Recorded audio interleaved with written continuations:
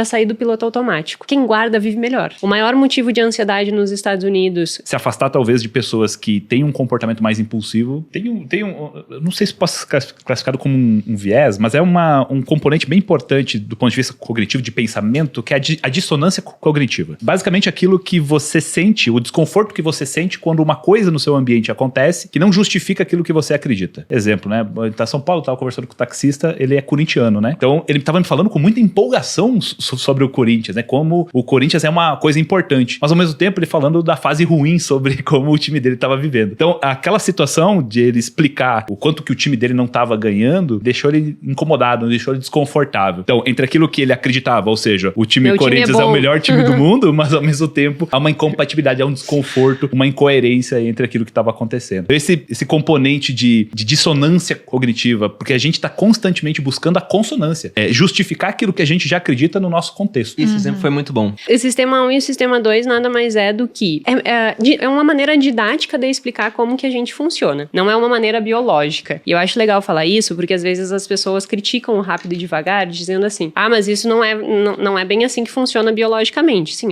ele não tinha objetivo de... Sim. Ele não era nenhum... Tava simplificando. Ele estava simplificando. Então é como se nós tomássemos decisões no sistema 1, essas decisões no sistema 1, elas são rápidas, tu não pensa, ela tá no piloto automático, vir da sua casa até o grupo primo sem pensar, então isso tá no sistema 1. E sistema 2 é quando eu exijo foco atencional. Eu vou ter que exercitar o meu penso para que eu consiga tomar uma boa decisão. Então essa decisão ela não vai ser automática. Quanto que é 259 vezes 32,70? Não faço ideia. Tem que fazer a conta. Tem que fazer a conta. Esse simples fato de precisar fazer a conta, eu já estou acionando uma parte do meu cérebro que não é automática, porque eu vou exigir dele. E na tomada de decisão, principalmente financeira, qual seria a nossa intenção? Tirar do sistema 1, rápido, intuitivo e automático, que é quem comete os erros, os vieses, e trazer a decisão mais para o sistema 2, para que a pessoa realmente reflita sobre aquilo ali. Será que isso aqui faz sentido para os valores que eu estabeleci para minha vida? Será que eu preciso tomar essa decisão de forma imediata? Será que não é melhor eu ir para casa, repensar e depois voltar e tomar a decisão? Então, o simples fato de fazer perguntas, às vezes, já aciona o sistema 2. Porque a resposta automática, eu só decido. Vou comprar uma ação. Vou lá e compro automaticamente. Tá, mas peraí, eu fiz análise fundamentalista dessa ação? Levei pro sistema 2. Então, é sempre perguntas, né? Assim, eu preciso me questionar para sair do piloto automático. A pergunta é uma coisa fantástica. Parece uma coisa ridícula. Aí eu tenho que me perguntar. Mas o simples fato de perguntar faz com que pense, né? A dissonância cognitiva tem estudos avaliando, inclusive, consumo com dissonância cognitiva. Porque o que seria um dos tipos de... Porque o que acontece na cabeça de quem já percebe o valor de investir, de construir segurança? Porque se a gente pensar... Por que eu vou guardar, né? As pessoas dizem assim, mas por que eu vou guardar? Quem guarda vive melhor, no final das contas. E todos nós queremos, de alguma forma, viver melhor. É só tu perguntar pra uma pessoa, e até a estatística, assim, de pessoas que têm problema financeiro, que não conseguem pagar todas as contas, como que está a saúde emocional delas. O que a gente tem as evidências é que existe maior ansiedade, maior depressão. O maior motivo de ansiedade nos Estados Unidos, 82% das pessoas que são ansiosas dizem que o problema é o dinheiro. Então, os números são muito altos. Percebendo que ter problema financeiro me torna infeliz, entre aspas, né? Então, seria razoável eu entender que cuidar do meu dinheiro é a solução. É a solução, certo? Porque eu vou viver melhor. Ninguém senta e diz,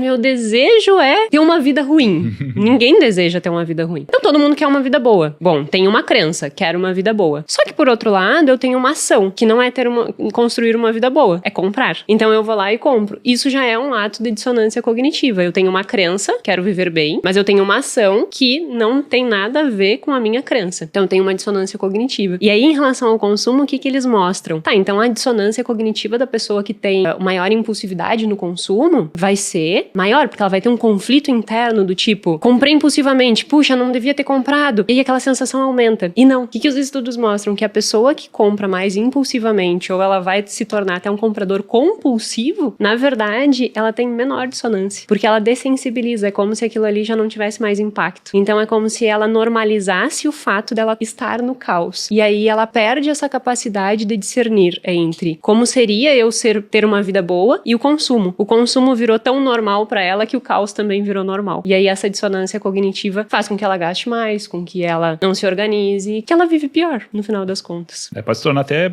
aquilo que a gente conhece como um vício, né? Porque, veja, o vício nada mais é que um hábito ruim. Então, o que a gente tem? A gente tem um comportamento porque ele é recompensador. Você imagina, quando você vai lá e compra alguma coisa, você tá pegando aquela coisa, vai fazer o uso, ou vai sentir uma satisfação com aquilo em algum grau. Talvez ele realmente não preencha aquilo que a pessoa tá buscando, mas naquele momento traz algum tipo de... né? Algum tipo de benefício. Talvez a pessoa nem consiga mensurar isso muito bem, mas tem. A repetição disso não passa por um senso crítico, não passa por uma capacidade de dizer assim, peraí, se eu parar de comprar isso daqui, talvez eu possa ganhar alguma coisa lá na frente, posso comprar um presente pro meu filho, possa trocar de casa, de carro, ou ter uma velhice um pouco mais tranquila, né? Que esse é o grande problema. Então, esse hábito de repetição, e o ser humano tem uma capacidade maravilhosa de se adaptar ao contexto. E essa capacidade natural, ela é ótima, porque a gente consegue lidar com as nossas adversidades, mas ao mesmo tempo ela é péssima, dependendo do contexto que o indivíduo tá. Então, se ele tem um contexto que reforça esse comportamento, a tendência é ele repetir. E frear isso tudo vai depender também de um controle de estímulos, para que ele consiga ajustar o comportamento dele. Então, se afastar talvez de pessoas que têm um comportamento mais impulsivo, seja uma coisa bem importante, né? Porque a gente não percebe, mas a gente é intimamente estimulado e encontra formas de ajustar o nosso comportamento ao meio social. Você citou a questão do ser humano ser adaptativo, o Dostoiévski falava isso, que a melhor definição que ele pode dar do ser humano é de um ser que se habitua a todas as coisas. Por mais ruins que possam ser, né? Exato. Ela tem uma rotina ruim e consegue se habituar àquilo. Eu vou chamar a bola, eu não sei explicar tudo isso, mas eu vou chamar a bola pra uma coisa importante que é o futebol. Porque os sites de aposta estão relacionados ao futebol. E tem um viés emocional forte. Será que isso não explicaria parte do problema? O Kahneman explicou esse problema. Tem o tigrinho também, né? Tem o tigrinho também. O tigrinho não é futebol, é? Não. É uma loteria qualquer. É uma loteria? Quando as pessoas me perguntam por que tu fala tanto do Kahneman, eu digo, porque o cara é incrível. E ele explicou isso também. Ele publicou em 1992 uma evolução da teoria da perspectiva. Então ele chama no livro do Rápido e Devagar até do padrão quádruplo, né? Que dependendo das probabilidades, nós vamos ter tomada de decisão diferente. Então quando a gente fala em jogo, a probabilidade de ganhar é muito baixa. Eu tô na perda, porque eu vou perder alguma coisa, mas a probabilidade de ganho é baixa, né? E essa é o mesmo motivo por que a gente faz seguro no carro. A probabilidade de eu perder o carro é baixa, mas eu tenho uma pequena chance de perder. Então eu vou lá e faço o seguro. Acontece a mesma coisa. A probabilidade de eu ganhar, ela é baixa, mas tem alguma chance, então eu vou aceitar esse risco, mesmo que a probabilidade seja muito baixa. O match que eu ia falar, o match feminino, não sei se é assim que chama, mas teve uma época que até teve uma trend Woman's Match. o Woman's Match, isso aí. Era matemática das mulheres. E aí era uma trend no TikTok falando sobre isso, falando como as mulheres veem o dinheiro. Eu particularmente não penso assim, mas tenho várias amigas que pensam. Quando você vai, tipo, você guardou o dinheiro pra fazer uma compra, um perfume, que você ia lá no shopping. Chegou lá, tava com desconto. Aí você economizou 50% do valor. Na cabeça feminina, não a minha, muitas delas falam, então eu tenho esse valor para gastar com outra coisa, porque eu já ia gastar com isso. E é assim que elas pensam. Você estava ancorado na ideia de já gastar. Estavam exatamente. Isso se chama contabilidade mental em finanças comportamentais. Pra mim não funciona. Eu economizei, e aí o dinheiro continua sendo meu. Que maravilha, né? Mas que você entende que, como diria fundibilidade. Vespasiano, o dinheiro não tem cheiro. Não tem dono, né? Não tem carimbo. Entendeu? Exatamente. Você pode gastar no que você quiser, mas o pessoal faz essa conta mental mesmo. Sim.